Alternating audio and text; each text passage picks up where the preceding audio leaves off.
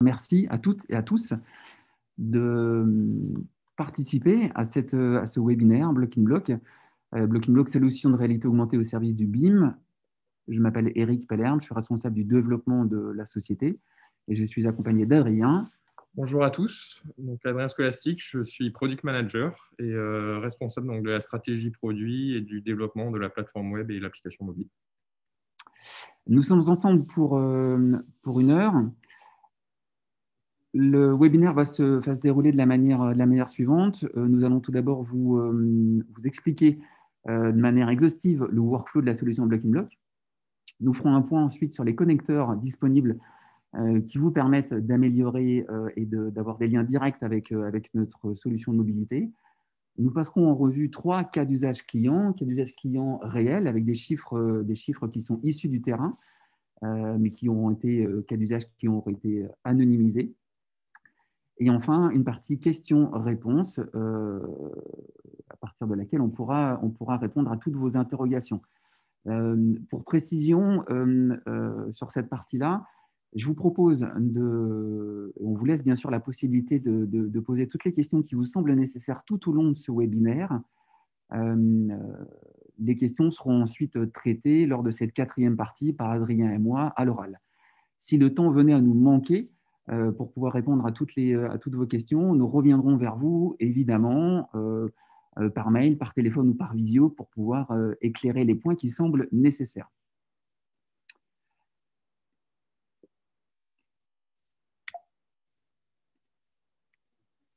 Donc, Block in Block. Block in Block, comme je vous le disais tout à l'heure, est une solution de réalité augmentée au service du BIM. Pour précision et pour ceux à qui l'information avait échappé, nous faisons partie depuis la fin octobre 2020 du groupe Géodésial.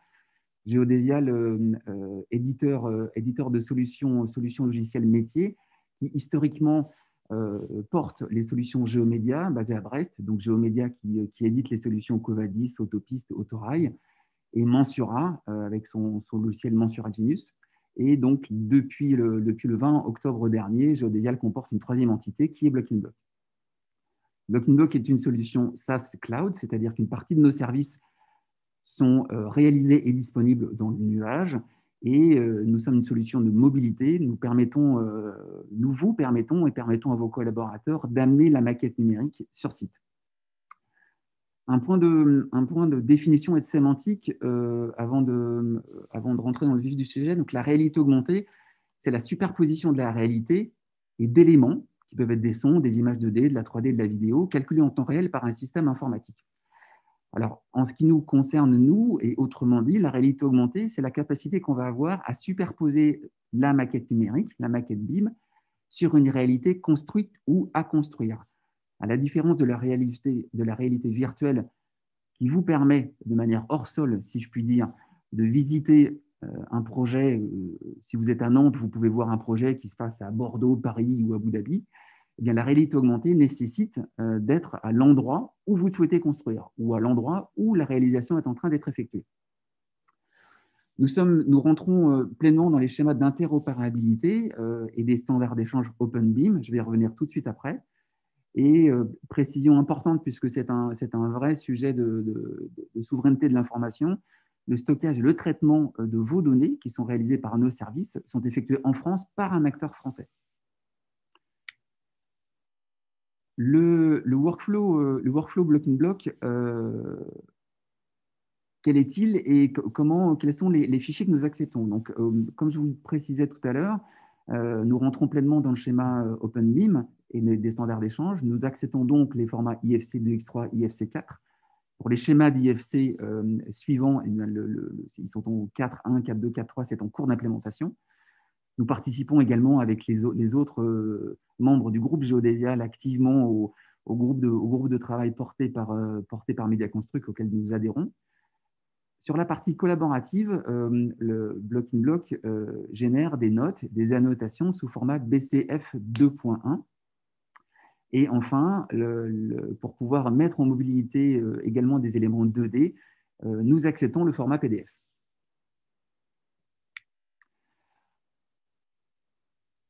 sommairement résumé, et nous détaillerons le workflow tout de suite après, comment fonctionne le système Blocking Block. Nous allons donc vous permettre, depuis vos logiciels de conception, via le format IFC, d'envoyer directement vos modèles numériques dans le cloud. Ces modèles sont ensuite traités pour les rendre disponibles sous 3 formes, via notre interface web, puis en mobilité, via une visionneuse 3D et une visionneuse en réalité augmentée. À noter, ils nous détailleront tout à l'heure sur la partie connecteur qu'il existe des connecteurs pour pouvoir optimiser le flux d'informations depuis des logiciels de groupe géodésial, Mensura, à partir de la version V10.1, Covadis, les connecteurs sont en cours de développement, et CADWorks. Nous allons donc suivre Jean, qui est utilisateur de la solution Blocking Block. Donc, on va se mettre dans la peau de cet utilisateur. Jean doit effectuer des contrôles de conformité sur un de ses chantiers et donc utilise la solution Blocking Block pour ce faire.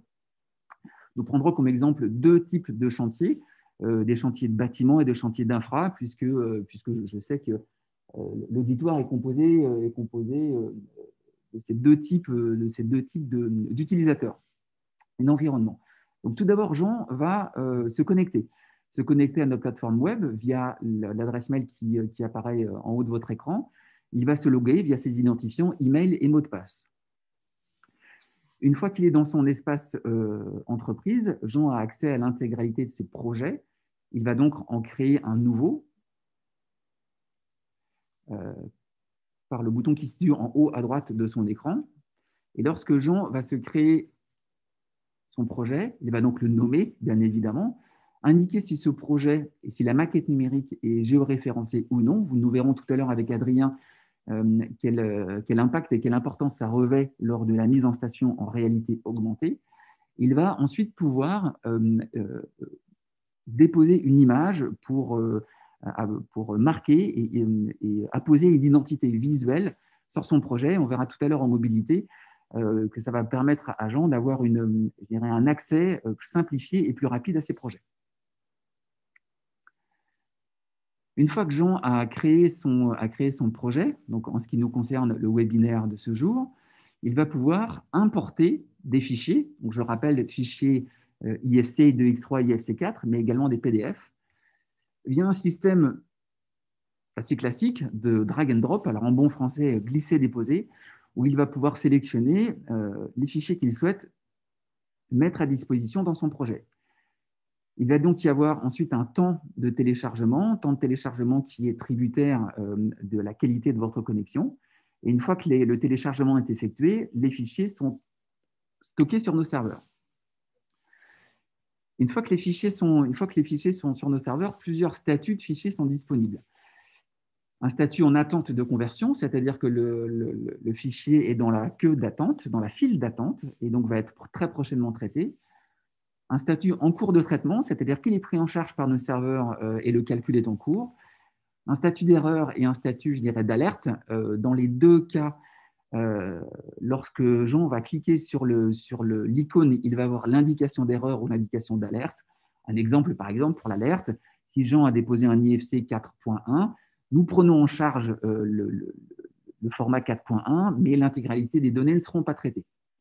Voilà le type d'alerte que Jean va pouvoir recevoir. Et enfin, un statut disponible, c'est-à-dire qu'à partir de ce moment-là, eh bien, le modèle est disponible en mobilité et peut être téléchargé sur sa tablette. Il va pouvoir ensuite gérer les intervenants sur la partie gauche de son écran. Les intervenants sont la maîtrise d'œuvre et la maîtrise d'ouvrage qui participent à son chantier. Donc, il va pouvoir renseigner ces différents intervenants. Donc, première partie, maîtrise d'œuvre, maîtrise d'ouvrage. Il va ensuite renseigner les différents paramètres de ces contacts. Idem pour la partie entreprise. Il va pouvoir ajouter des entreprises en leur affectant un rôle, c'est-à-dire le lot qu'ils ont dans le chantier et le numéro de lot associé à cette entreprise. Élément de renseignement important, ce qui va permettre ensuite d'affecter correctement, en tout cas d'affecter de manière précise et efficiente les BCF, donc les annotations que Jean pourra faire.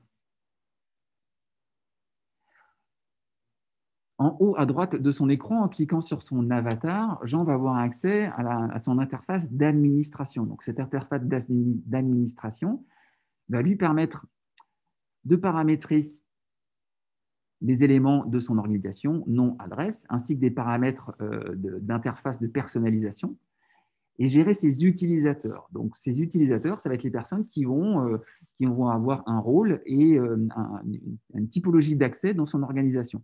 Donc, il va pouvoir bloquer des accès, leur affecter des rôles et inviter des utilisateurs via une adresse, via leur adresse mail et leur affecter un rôle. À tout moment, il peut bloquer des accès, renvoyer des invitations si les personnes ne l'ont pas accepté, ou réouvrir des accès à des personnes à qui ont été précédemment bloqués, si je puis dire.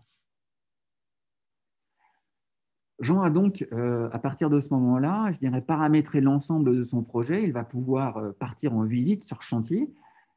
Prérequis pour réaliser sa visite, tout d'abord de posséder l'iPad, enfin le device sur lequel notre application est pleinement fonctionnelle, c'est-à-dire l'iPad Pro 2020 LiDAR.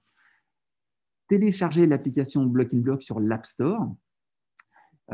Pour information, donc l'accès et le téléchargement est totalement gratuit à notre application et ne nécessite aucun renseignement ni de moyen de paiement.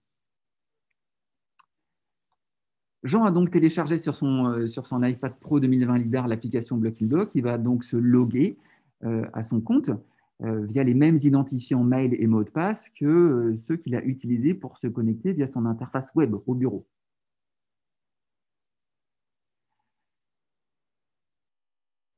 Il va ensuite se retrouver dans son espace organisation, retrouver ses différents projets et pouvoir télécharger tout ou partie des fichiers qu'il souhaite obtenir en mobilité. Donc, différents statuts sont disponibles. Donc, lorsque le nuage apparaît, c'est que le modèle est disponible en ligne. Il nécessite une connexion et un téléchargement pour l'avoir disponible sur l'appareil. La roue crantée, le téléchargement en cours, et la coche verte, le fichier est disponible sur l'appareil. Lorsqu'un fichier a été modifié depuis la plateforme et donc nécessite une mise à jour, eh bien, donc c'est de nouveau le nuage qui apparaît et qui prévient Jean qu'une mise à jour et donc une connexion est nécessaire pour avoir le dernier fichier disponible. Deux types de navigation sont disponibles pour pouvoir accéder au modèle numérique, à la maquette BIM. Tout d'abord, la visionneuse 3D. Comment fonctionne la navigation dans la visionneuse 3D ? Le point de contact sur l'écran devient l'axe de rotation du modèle. Zoom et translation à deux doigts. Et lorsque l'on se rapproche d'un élément ou lorsqu'on rentre dans un bâtiment, nous rentrons dans un mode de navigation à la première personne, mode de navigation qui peut faire écho, si vous êtes des joueurs de jeux vidéo, à des modes de navigation qu'on retrouve dans des jeux vidéo. On a vu un exemple de navigation dans un projet de bâtiment. C'est un mode de fonctionnement et d'interface qui est le même lorsqu'on est sur des projets d'infrastructure même conséquents. Là, le projet fait plus de 600 mètres de long. Donc, le point de contact, le point de tape devient l'axe de rotation du modèle, zoom et translation à deux doigts. Et là, navigation à la première personne lorsqu'on se rapproche, par exemple, d'un élément qu'on veut observer de plus près ou lorsqu'on se rapproche de la chaussée. À noter également que le zoom est progressif au fur et à mesure que l'on se rapproche des éléments. Lorsque l'ensemble des éléments, des objets présents dans la maquette numérique, dans la maquette BIM, sont cliquables. Donc, lorsque Jean clique sur un élément, un menu radial apparaît. Sur ce menu radial, différentes possibilités. On va d'abord récupérer l'ensemble des propriétés, donc des attributs de l'élément. On le sait tous, l'avantage d'une maquette numérique, c'est sa sémantique et sa géométrie. Il va pouvoir isoler l'élément, donc ne voir que celui-ci, masquer l'élément, c'est-à-dire le faire disparaître du modèle, masquer la catégorie, c'est-à-dire qu'on va masquer toute la classe IFC en lien avec cet élément, et isoler la catégorie, c'est-à-dire ne voir que la catégorie, la classe IFC de cet élément. En l'occurrence, IFC Windows, j'imagine. Sur la partie gauche de l'écran, il y a le menu d'arborescence IFC. C'est une autre interface de navigation qui va permettre de hiérarchiser, de trier, de faire une ségrégation avec 3 différents niveaux. Tout d'abord par les fichiers IFC qui ont été déposés, ensuite par les composants qui vont pouvoir être allumés ou éteints. Donc les composants, c'est les classes IFC qui ont été traduites en français. Et enfin les niveaux, c'est la traduction des IFC Building Story. Donc ça va permettre de filtrer, d'afficher ou de mettre en surbrillance les éléments sur lesquels on va cliquer. Donc, les fichiers, c'est donc les fichiers IFC, composants, les classes IFC, et niveau IFC Building Story. En haut à droite de l'écran tactile de la tablette, il y a un outil de coupe disponible, qui est un outil de coupe composé d'un cube à 6 faces. On sélectionne une des faces et ensuite, on va venir, Jean va faire glisser, va translater cette face-là pour pouvoir avoir accès à la zone sur laquelle il souhaite avoir une vue.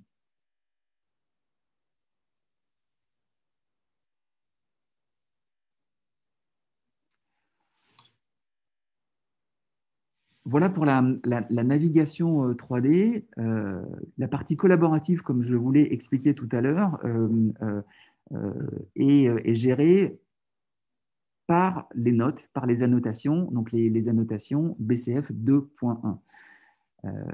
Ces BCF sont, donc nous adhérons à ce schéma de données, et donc vous allez pouvoir, et Jean va pouvoir partager l'ensemble de ces notes avec les outils CAO ou les visionneuses du marché qui gèrent ce format. Donc en cliquant sur un élément, le menu radial apparaît, et Jean va pouvoir réaliser une note sur l'élément qu'il a sélectionné. L'interface note apparaît, sur lequel les différents champs sont disponibles, différents conteneurs, résumés, description. Composants, lorsque l'on est en visionneuse 3D, c'est donc le point de vue de la tablette lorsque le clic a été réalisé qui apparaît. Les responsables, on peut affecter une priorité, un statut et définir une date de réalisation.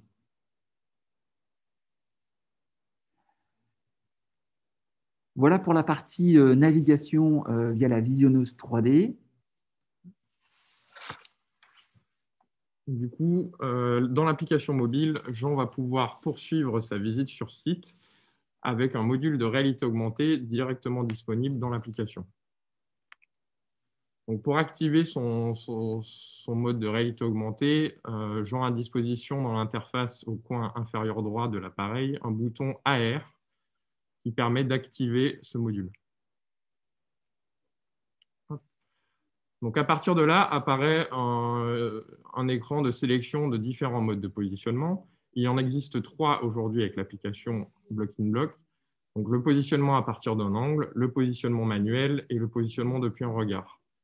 Nous allons passer en détail les 3 différents modes de positionnement et ils s'adaptent à différentes situations en fonction de la maturité du projet, en fonction de la situation de l'utilisateur sur site et en fonction de l'avancement du projet.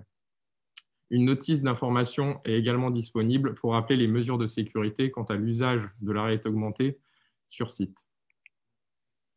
Donc, nous allons d'abord démarrer avec le positionnement à partir d'un angle.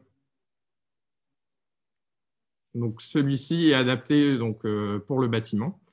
Et donc, en premier lieu, Jean va devoir contextualiser sa visite et donc déclarer le niveau courant dans lequel il se situe. Donc, une fois que Jean a défini son niveau, nous allons, en tout cas l'application va engager une analyse automatique des éléments et identifier des angles, donc matérialisés par les sphères bleues, qui sont l'intersection entre les murs et les sols. Et la session de réalité augmentée va démarrer. Donc, Jean va scanner l'environnement immédiat à proximité de l'angle, qui représente sa position dans le chantier. Et une fois que l'angle est détecté, il va pouvoir viser et son modèle se superpose à la réalité. Donc, la réalité augmentée est à l'échelle 1 et on retrouve superposées au réel toutes les informations issues des IFC.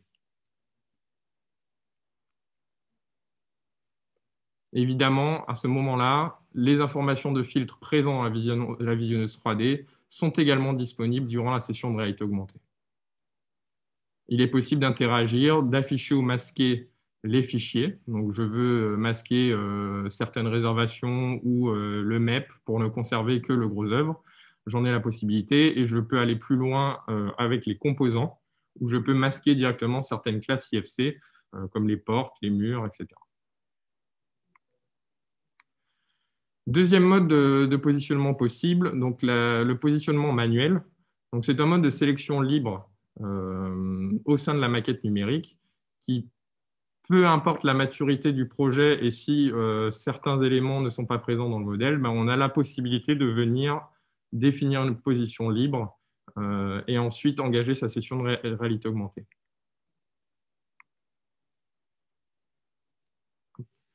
Donc, à partir du moment où j'ai sélectionné ce mode de positionnement, donc je navigue dans ma maquette 3D et avec une cible, je viens déclarer ma position au sein du modèle. Une fois que je l'ai validé, la session de réalité augmentée démarre et l'utilisateur fait correspondre avec le réel la position préalablement déclarée.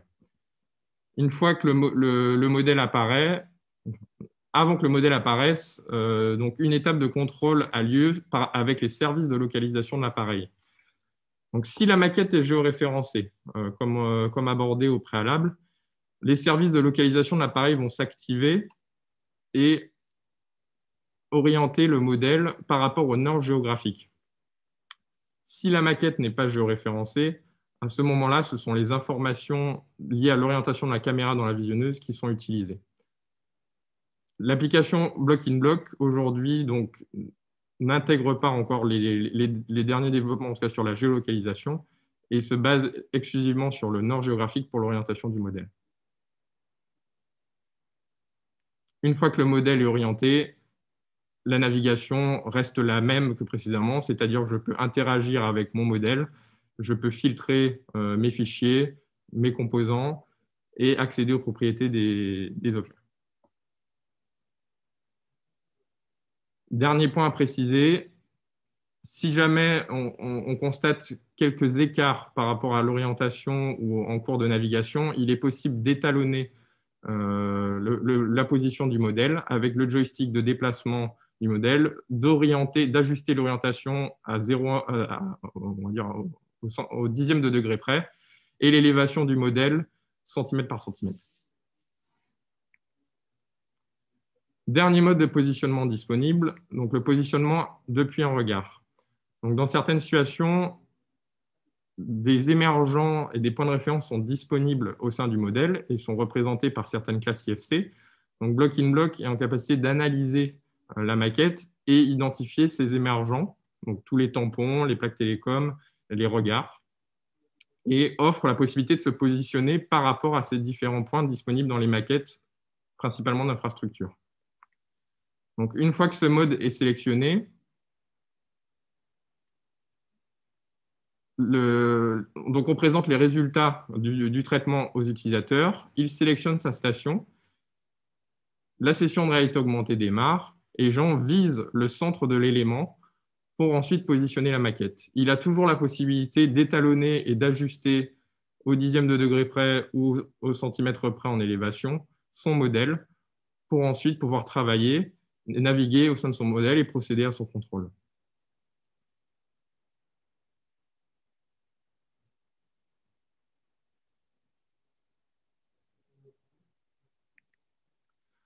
Donc, durant toutes les sessions de réalité augmentée, Jean aura accès à un ensemble d'outils. Il aura la possibilité d'éditer et de modifier sa profondeur de champ en fonction de la quantité d'informations qu'il souhaite consulter durant sa visite. Donc, on lui est proposé d'ajuster la distance d'affichage de 1 à 50 mètres. Et s'il le souhaite, il peut surcharger cette valeur et afficher l'ensemble du modèle dans certaines situations.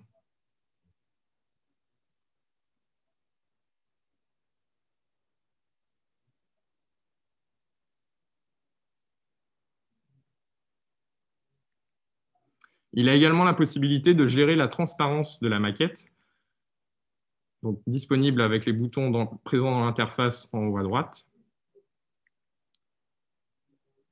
Et donc, toujours avec un slider, il va pouvoir éditer la valeur de 0%, donc c'est-à-dire que je masque complètement le modèle, jusqu'à 100% où les objets sont opaques et donc prennent le dessus sur l'environnement réel.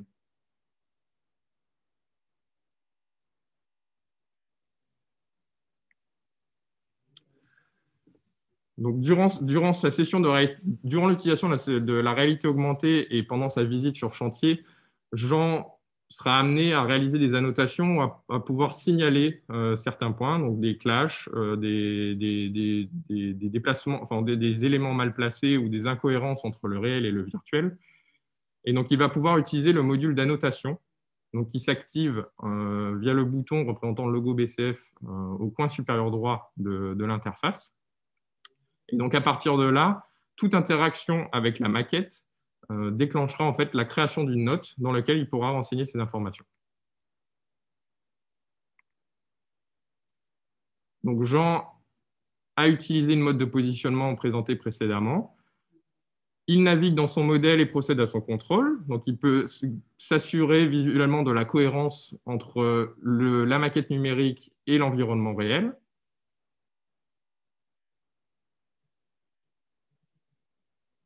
Et dans certaines situations, il peut identifier des incohérences ou des anomalies.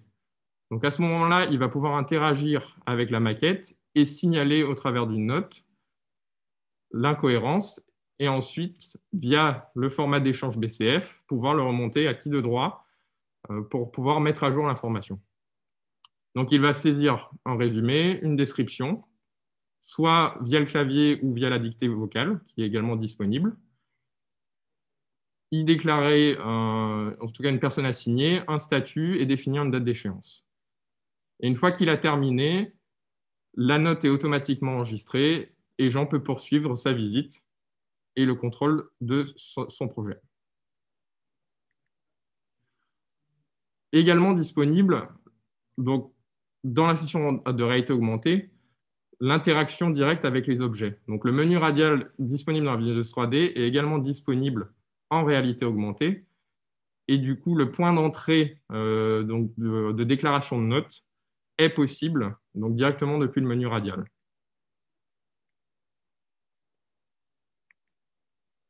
Donc à partir de là, une fois que Jean a sélectionné l'objet, il appuie sur Note et il peut, via le même formulaire, signaler, remonter ou indiquer une information qui sera ensuite exportée en BCF et traitée par le responsable.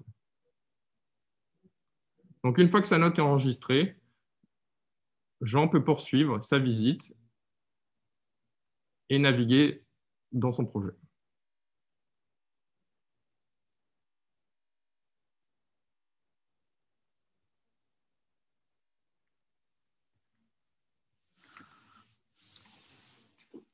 Donc, en résumé, vous avez bien compris que l'interface de collaboration et la place du BCF dans l'interface de collaboration est importante dans la vision care block in block des standards d'échange.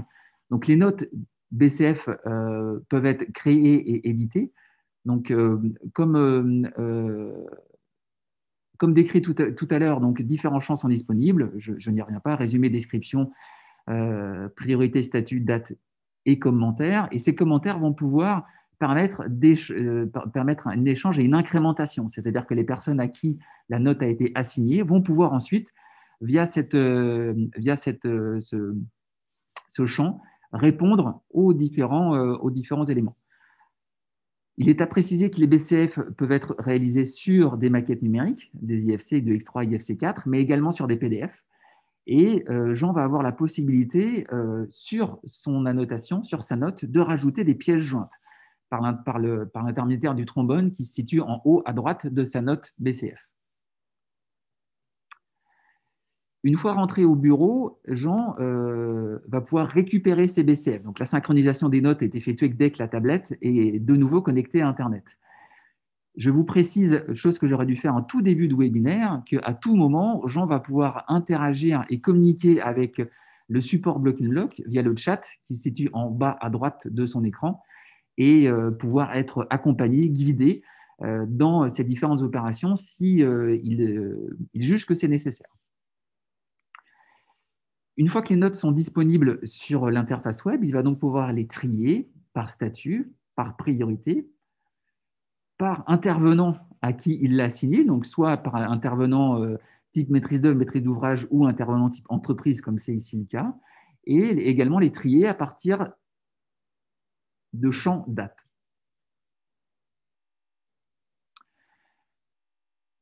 Il va pouvoir, en cliquant sur les BCF, l'éditer, c'est-à-dire que, au même titre que les champs sont disponibles en mobilité, l'intégralité des champs que l'on a vus tout à l'heure sont disponibles également depuis son interface web.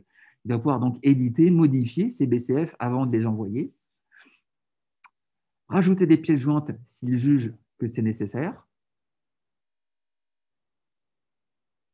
et commenter le BCF après l'avoir réalisé et créé en mobilité.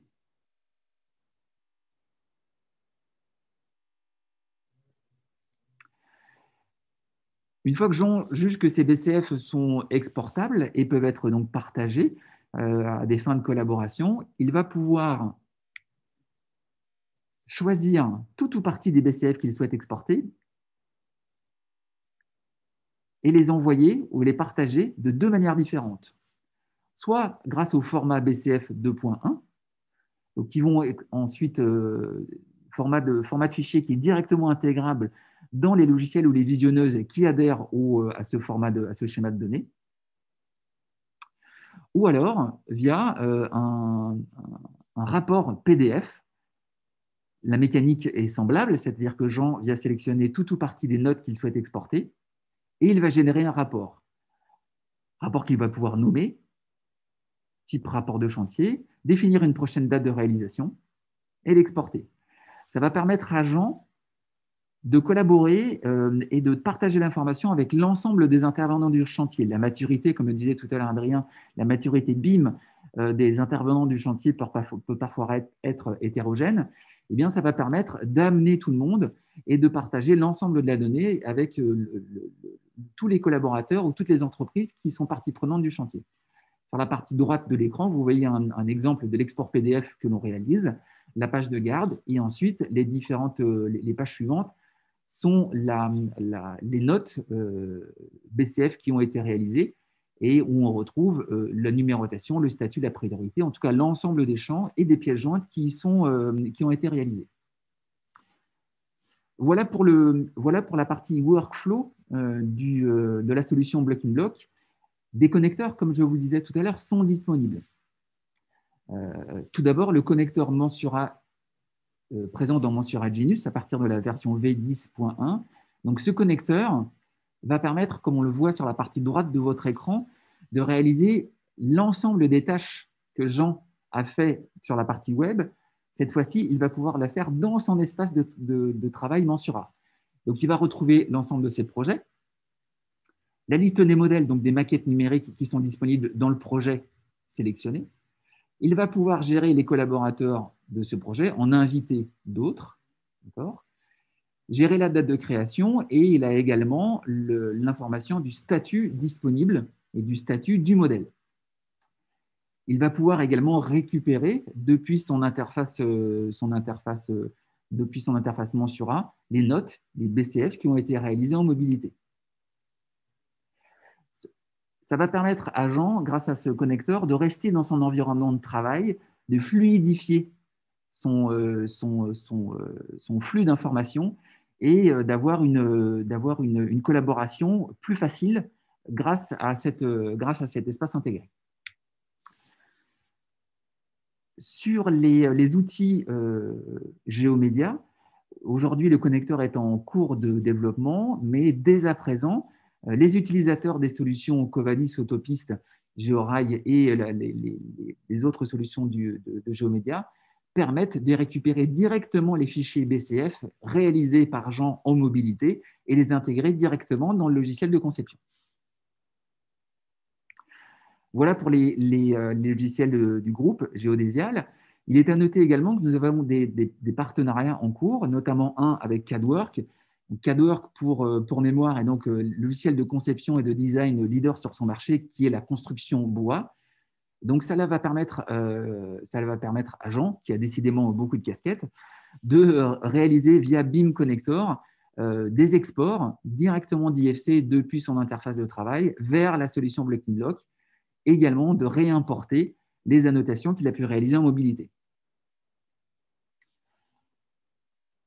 Passons maintenant à 3 cas d'usage clients, cas d'usage anonymisés, mais les chiffres que je vais vous présenter sont des chiffres réels, remontés du terrain par les utilisateurs. Dans le premier cas, Jean est conducteur de travaux dans une entreprise générale de construction. Son objectif est de contrôler environ 2000 réservations du lot gros œuvre avant l'intervention des lots techniques. Les problèmes qu'il rencontre sont des problèmes qui vont parler certainement à nombre d'entre vous, qui sont des problèmes d'intervention des lots techniques avant la validation des réservations. Problématiques également d'anticipation qui peuvent générer des tensions sur chantier et des décalages planning. Comment Blocking Block peut accompagner Jean dans cette opération? Eh bien, tout d'abord, en augmentant sa productivité, c'est-à-dire qu'il va pouvoir contrôler plus d'une centaine de réservations par jour. Également, améliorer la traçabilité de l'information, c'est-à-dire que chaque note, chaque BCF va pouvoir être affectée au lot concerné, et donc l'information va arriver directement à la bonne personne. C'est là que l'on passe d'une donnée à une information, une information étant une donnée qualifiée. Donc là, on va pouvoir qualifier l'information pour l'affecter directement au lot concerné. Par voie de conséquence, une réduction des malfaçons et un respect accru des délais. Dans un deuxième cas, plutôt infrastructure, réseau, enterré, Jean est chargé d'opération dans un cabinet de maîtrise d'œuvre en VRD. Typiquement, donc un cabinet de géomètre, par exemple, ou un bureau d'études VRD. Il va donc suivre un chantier en particulier, mais son quotidien, c'est la gestion de plusieurs chantiers et la gestion de différents intervenants. Donc, il va avoir des difficultés à avoir l'ensemble de ces maquettes disponibles en mobilité, des maquettes numériques réalisées par les entreprises, des informations pas toujours à jour, et des problématiques de transmission d'informations. Lorsque Jean va réaliser des annotations, il faut qu'il puisse la transmettre à la bonne personne, au bon intervenant. Comment Blocking Block peut l'accompagner? Eh bien, grâce à la mobilité et à l'utilisation des modèles numériques, même en mode hors ligne, on va pouvoir mettre à disposition les maquettes numériques sous format visionneuse, comme on vous l'a montré tout à l'heure, ou en réalité augmentée. Une meilleure traçabilité de l'information, c'est-à-dire que les notes vont pouvoir être envoyées, affectées et envoyées aux entreprises concernées. Un suivi des BCF, parce qu'une collaboration, c'est une itération et une boucle vertueuse. Eh bien, les entreprises vont pouvoir commenter et renvoyer des commentaires directement imputés sur la note. Et enfin, puisque l'ensemble des entreprises de son chantier n'éditent pas des maquettes numériques, donc il va pouvoir également gérer ses rapports de chantier et ses commentaires depuis des plans 2D et éditer des rapports PDF. Troisième cas d'usage, Jean est ingénieur BIM dans un bureau de contrôle. Son objectif est de certifier la cohérence entre un modèle numérique et l'ouvrage réel d'un bâtiment type ERP, donc recevement du public, d'environ 4500 m². L'image de droite rappellera des souvenirs à certains d'entre nous, donc ça ressemble quand même furieusement à une gare. Il va donc rencontrer différentes problématiques qui sont entre autres d'avoir accès à l'ensemble de la donnée, puisque quand il va venir contrôler sa maquette numérique, il faut qu'il puisse contrôler une géométrie, mais également les attributs, c'est-à-dire les propriétés présentes dans chaque objet. Il a un temps limité pour faire le contrôle, puisque ce type d'opération se passe généralement en fin d'opération, de réalisation d'opération, en phase OPR, voire phase de livraison. Donc, Jean a un temps limité avant que l'exploitant ou que les utilisateurs prennent possession de l'ouvrage à contrôler. Comment Blocking Block peut l'aider dans ce schéma-là? Il va donc pouvoir faire un contrôle plus exhaustif de l'ouvrage. En l'espèce, il y a eu plus de 120 écarts relevés entre la maquette numérique et la réalité. Il va pouvoir faire un contrôle plus rapide de l'ouvrage. Il avait envisagé, lors de ces 2 jours de contrôle, de contrôler 30% des objets présents sur place. Il va encore en contrôler en réalité 70, plus du double. Et enfin, une fiabilisation accrue du modèle numérique, donc du DOE numérique, fiabilité accrue de la donnée et de la géométrie pour le futur exploitant.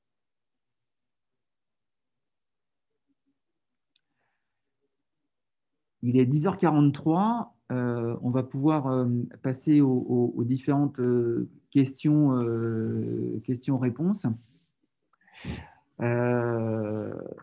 Donc, on va déjà prendre celles qui ont été posées lors du webinaire. N'hésitez pas à venir en nourrir d'autres, voilà, en fonction des précisions qui vous semblent nécessaires d'être apportées. Donc, y a-t-il une limite de données ouais. Donc oui, il y a une limite dans les données, comme dans tout environnement informatique. Chaque chose doit être limitée dans le temps et dans l'espace. Donc aujourd'hui, nous limitons les tailles de fichiers à 500, les tailles de projets à 500 MO, 500 mégaoctets, et les tailles de chaque fichier à 200 mégaoctets. Ensuite, l'application n'est utilisable qu'avec l'iPad Pro LiDAR. Alors aujourd'hui, c'est un choix technologique que nous avons fait. L'iPad Pro LiDAR est aujourd'hui à date l'appareil le plus performant pour pouvoir effectuer des sessions de réalité augmentée in situ. Donc ça a été un choix technologique de notre part. Les développements sous Android aujourd'hui sont réalisés chez Blocking Block, sont en cours de test interne. Il est à noter toutefois que je dirais que la diversité, pour ne pas employer un autre mot, la diversité des devices Android est un élément que nous regardons avec attention. Et aujourd'hui, les capteurs LiDAR sont, sauf erreur de ma part, pas embarqués sur les devices Android. D'autres types d'interfaces sont disponibles sur Android, type caméra temps de vol, qui amènent certaines capacités. Voilà, le nombre de devices disponibles sous l'OS Android est un élément qui nécessite du temps d'analyse et du temps de retour. Pour apporter une précision, donc dans les développements de l'application mobile, donc nous portons vraiment attention à valider, ou en tout cas à vérifier le comportement de notre application et de l'expérience de la réalité augmentée sur les appareils qu'on va ensuite autoriser ou en tout cas de rendre disponible l'application. Toujours sur la partie appareil, iPhone 12 Pro, oui, qui embarque un capteur LiDAR, tout à fait. Oui, donc la solution est disponible sur ce type d'appareil. À préciser que l'expérience utilisateur sur un téléphone de ce type, combien même ce soit des tailles d'écran qui soient confortables pour des téléphones, reste, je dirais, voilà, reste un peu différente, si je puis dire, d'une expérience sur une tablette, quoi. Voilà. Ah oui, donc dans la rubrique intervenant, Thierry nous demande ça, nous introduisons des données d'autres personnes. Ces données sont-elles utilisées à des fins de marketing? Absolument pas. C'est une question intéressante. Donc, comme je le précisais, donc l'ensemble des données qui sont déposées dans nos services sont traitées et stockées en France et ne sont absolument pas ni revendues ni utilisées à des fins internes de marketing ou de démarchage commercial.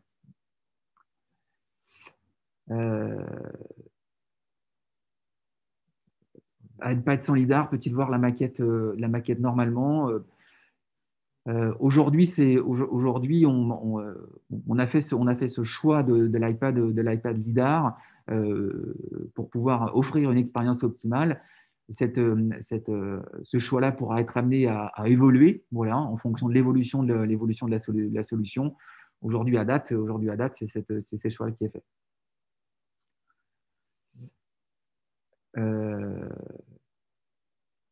Alors, on part sur les questions de précision qui sont un passage obligatoire. Voilà, on va revenir là-dessus. Du coup, donc, question de Guillaume. Donc, quelle précision est annoncée pour le positionnement du modèle lorsqu'on s'éloigne du point de calage initial? peut-on ajouter plusieurs points de calage? Et Laurent qui pose la même question, on est sur quel ordre de précision? Donc, l'expérience de réalité augmentée démarre donc avec les différents modes de positionnement. Donc, on a en tout cas le démarrage de la session de réalité augmentée se fait donc à partir des informations de positionnement et d'étalonnage que l'utilisateur aura définies.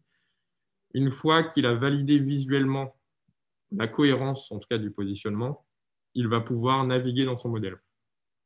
Aujourd'hui, les conditions de l'environnement réel vont influencer, en tout cas sa session de réalité augmentée. Donc, on va parler de luminosité, de mouvement d'objets ou de personnes, d'objets ou de personnes autour de la caméra, et peuvent éventuellement donc, impacter, en tout cas, la stabilité de la session de réalité augmentée. Aujourd'hui, avec l'iPad Pro LiDAR, dans le cas du positionnement avec un angle, on est de l'ordre du centimètre c'est centimétrique, ouais. dans le positionnement et l'usage de la réalité augmentée. Et ce positionnement peut, au fur et à mesure du temps, en tout cas, être impacté, comme je le disais, par les conditions réelles. Et à tout moment, il est possible d'étalonner et de réajuster en cours de navigation justement le positionnement du modèle et venir combler ces éventuels écarts. Il peut également, en fait, par rapport au point de calage, l'idée de proposer l'expérience la plus courte pour démarrer sa session de réalité augmentée. Et donc, il est possible, en fait, dans son bâtiment, au sein d'un même niveau, en plusieurs étages ou en infrastructure, de venir, au fur et à mesure où on se déplace dans son modèle, effectuer de nouvelles mises en station, enfin, en tout cas de nouveaux calages, et pouvoir en tout cas, enchaîner dans la navigation de son modèle. Pour donner quelques chiffres, sur l'exemple de réalité augmentée dans l'environnement bâtiment qu'on a vu tout à l'heure, le bâtiment fait 1500 mètres carrés au sol de mémoire, et l'utilisateur fait 2 points de calage pour venir inspecter ces 1500 mètres carrés d'ouvrage. Voilà. Et pour repréciser les choses, et suite à ce que disait Adrien, on a, et pour utiliser des termes peut-être plus courants dans l'infrastructure ou dans le VRD, on peut, lorsqu'on est dans un environnement ouvert, type urbain ou extérieur, type TP, on peut venir cheminer, on peut réaliser un cheminement. C'est-à-dire que nous ne sommes pas, l'utilisateur n'est pas obligé de revenir au point initial. Il peut parfaitement naviguer dans son environnement et se remettre en station à tout moment de manière extrêmement simple, soit en utilisant les différents modes de mise en station qu'on a vus tout à l'heure, soit en se recalant, comme le disait Adrien. Donc, on peut naviguer sur l'ensemble de son modèle. Après, voilà pour les questions de mise en station. Et sur la précision, dans un environnement bâtiment, on est centimétrique. Le rapport à titre personnalisable, oui, tout à fait. Dans l'interface web et dans la partie quand on clique sur son avatar en haut à droite, dans l'interface d'administration, il est possible de personnaliser les rapports. Oui, tout à fait. Ensuite, on a une question de Guillaume. Donc, les points de vue BCF, liés au positionnement de la caméra, sont-ils modélisés dans l'espace de travail Covadis? Comment se passe le lien entre le modèle natif et les ciblages objets de commentaires du BCF fait sur l'IFC? Donc, en tout cas, nous, dans l'application Block in Block, on enregistre 2 informations quand une note est générée. Donc, le point de vue, donc on enregistre une capture d'écran de la caméra en cours d'enregistrement. On enregistre la position de la caméra dans le modèle, 3D. Et on enregistre également les identifiants des objets, donc les identifiants uniques IFC de chaque objet. Donc, toutes ces informations-là transitent dans le BCF. Et donc, aujourd'hui, oui, les informations, en tout cas au sein de Covadis, concernant les points de vue BCF sont intégrées. Et dans les développements actuels, notamment avec le connecteur, on travaille également à préciser encore mieux le contexte de cette note BCF en venant indiquer, par exemple, exactement l'utilisateur à cliquer ou à signaler un défaut. Mathias nous parle effectivement de prix. Alors, effectivement, on n'a pas abordé la partie tarifaire sur ce webinaire, puisque c'était un webinaire, je dirais, technique. sur le modèle économique et sur les différents plans disponibles, je vous invite à revenir vers moi à l'adresse mail que je vais vous indiquer tout à l'heure pour pouvoir préciser cette partie-là. Il est à noter que les personnes participant à ce webinaire et les personnes qui sont déjà, et les entreprises et organisations qui sont déjà partenaires du groupe Géodésial, c'est-à-dire des solutions Géomensura à Géomédia, auront accès à un tarif préférentiel suite à ce webinaire. Donc, question de Gabriel sur est-ce que la visionneuse et la réalité augmentée arrivent bien à lire des IFC qui proviennent de Civil 3D et qui demandent une précision plus élevée à cause de ces grandes coordonnées? Donc oui, donc en tout cas on a déjà eu des expériences, des tests qu'on a menés in situ avec des modèles issus de Civil 3D. Et donc notre visionneuse en tout cas est en capacité de lire ces IFC.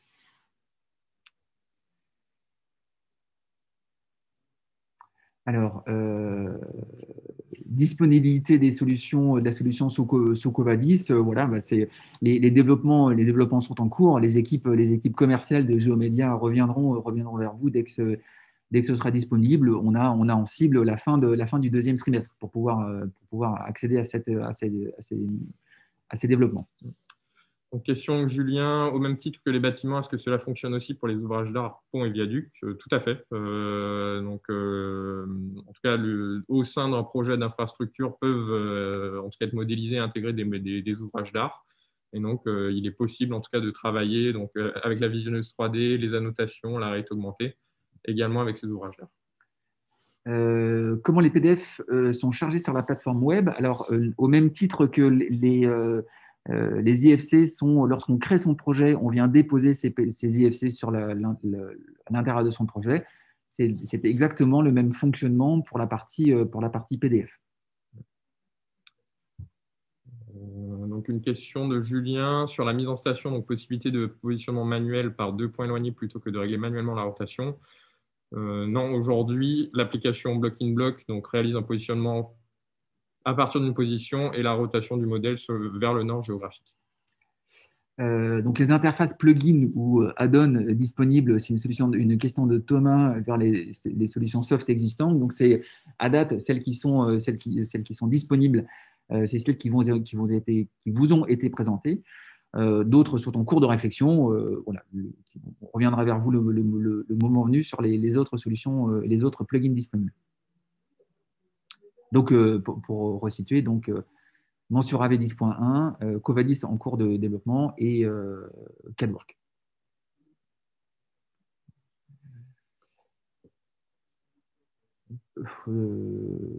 Ensuite, question de Laurie. Est-ce qu'un téléchargement complet de fichiers est nécessaire à chaque modification, par exemple pour l'ajout d'une seule note? Donc, en tout cas, les fichiers IFC, s'ils sont mis à jour, nécessitent effectivement la mise à jour.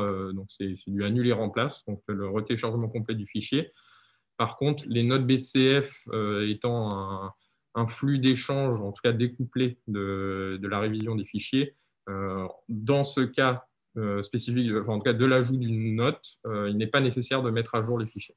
On a voilà, les questions suivantes sont assez proches de ce qu'on a pu déjà évoquer. Il est 10h57. Sur les éléments que nous n'avons pas pu aborder, n'hésitez pas à nous contacter via l'adresse web qui s'affiche, qui est webinaire@blockinblock.com. Dès la semaine prochaine, vous recevrez un emailing de remerciement et à l'intérieur duquel le replay sera disponible. Merci à toutes et à tous de votre participation. Nous restons pleinement disponibles et à votre écoute pour tout projet à venir. Merci, bonne fin de journée. Merci, au revoir.